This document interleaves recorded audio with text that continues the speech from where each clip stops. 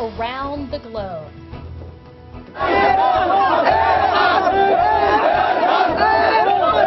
The uprising in Egypt. Thousands in the streets for the 7th straight day of dissent.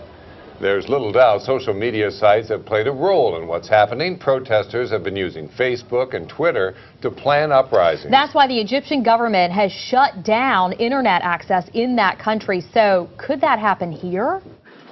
The talk of Twitter right now is what's happening in Egypt. Look at this tweet with the black bars making light of the Egyptian government's censorship. So how in the world did Egypt just turn off the internet? They have Egyptian Telecom, or Egypt Telecom.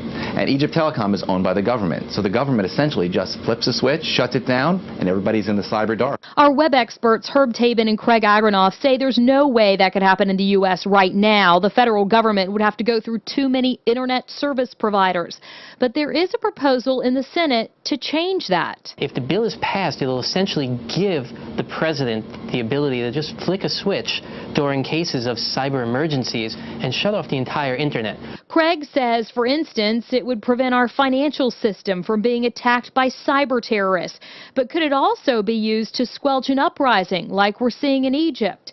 Herb says until now, this bill was pretty much flying under the radar. You know, the funny part is this bill could have slipped through a year from now, and nobody would have really paid attention had this not happened in Egypt. Right now, I think a lot of freedom of speech people are going to start looking at the bill very carefully. Now, some cell phone service is back up and running in Egypt, and that is one way to get around this shutdown. Some people are using their cell phones to get online. Coming up tonight at 6, why what's happening in Egypt could be a lesson for us all. What experts say you should have with you every time you travel overseas.